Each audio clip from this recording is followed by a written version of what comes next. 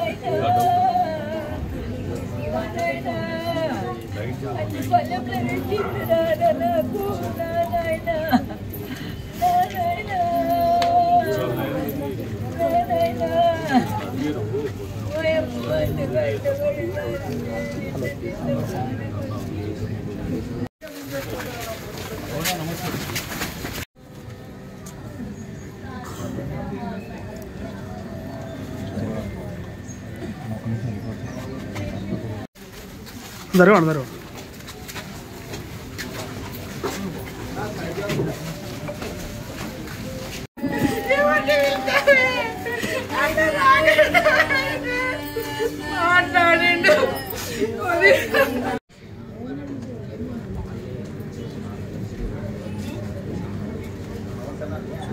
చాలా బాగా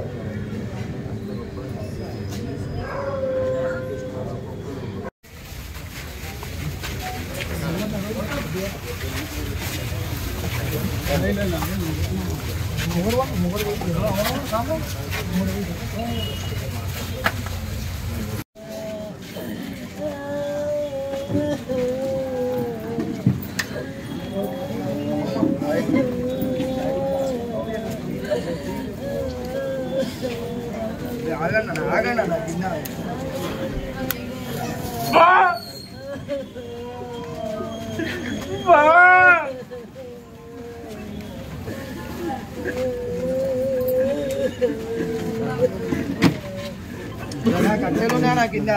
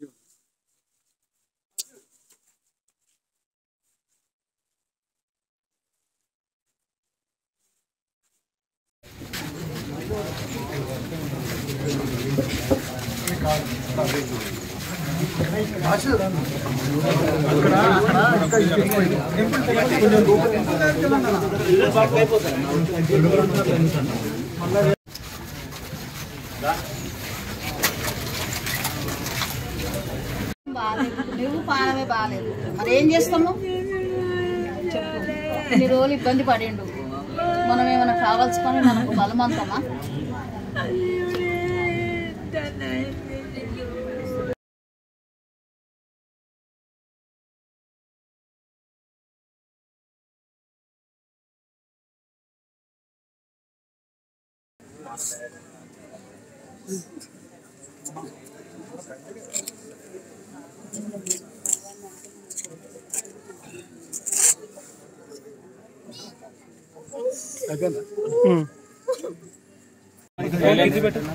ఫిష్ వెంకట్ అనేది మీ అందరికీ తెలుసు. ఒక స్లాంగ్ తోటి అంటే దాదాపు అందరూ కూడా అనర్గళంగా మాట్లాడుతూ ఒక గొప్ప నటులను చూసిన మన ఇండస్ట్రీలో అద్భుతం ఏంటంటే ఒక స్లాంగ్తో వచ్చిన ఆర్టిస్టులను కూడా ఎంకరేజ్ చేస్తూ వాళ్ళకు వాళ్ళ స్థానాన్ని ఇచ్చింది ఈ టాలీవుడ్. ఆ స్థానంలో ఫిష్ వెంకట్ అనేది ఒక మార్క్. మనందరికీ తెలుసు ఆది చిత్రంలో జూనియర్ ఎన్టీఆర్ గారిని ఒక అద్భుతమైన స్థానాన్ని సంపాదించుకునేవాడే ఫిష్ వెంకట్.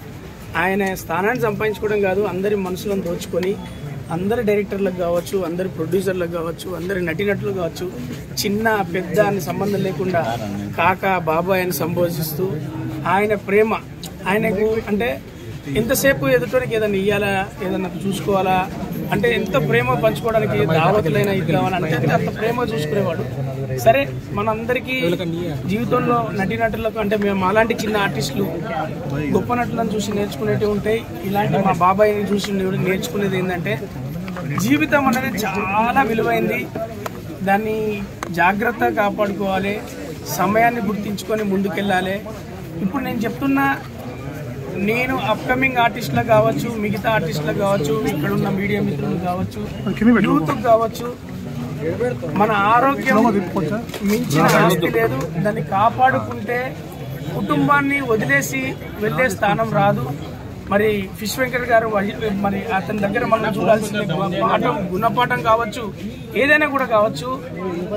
అతను లాస్ట్ వరకు కొట్లాడింది ఇంకొద్దిలా బాగుపడి ఇంకొద్దిలా మళ్ళీ లేచి మళ్ళీ నటించి వాళ్ళ కుటుంబాన్ని సెట్ చేయాలి అనే తాపత్రయం ఉండేది. మరి దానికోసం మేము ఫోన్లలో మాట్లాడినాం, ఎందుకంటే షూటింగ్లు అతి దూరంగా ఉండేది. కానీ వద్దామనుకునే లోపు ఇది ఈ విధంగా జరగడం చాలా బాధాకరం. మళ్ళీ చెప్తున్నాను, మన ఆరోగ్యాన్ని మించిన ఆస్తి లేదు. అది కాపాడుకుంటే తప్ప మన కుటుంబానికి మనం చూసుకోవాల్సింది మనం ఉంటేనే మన చరిత్ర. అదొక్కటే మీరు అందరూ నేర్చుకోవాల్సింది, మేమందరం నేర్చుకోవాల్సింది.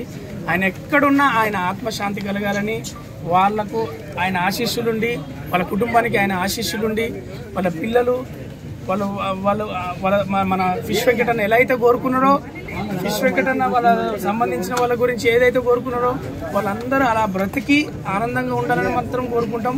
ఆయన ఆశీస్సులు వాళ్ళకి ఎప్పుడు ఉండాలని, మా కోఆపరేషన్ కూడా వాళ్ళ పిల్లలకి ఎప్పుడు ఉంటుందని మేము మనస్ఫూర్తిగా తెలియజేస్తున్నా.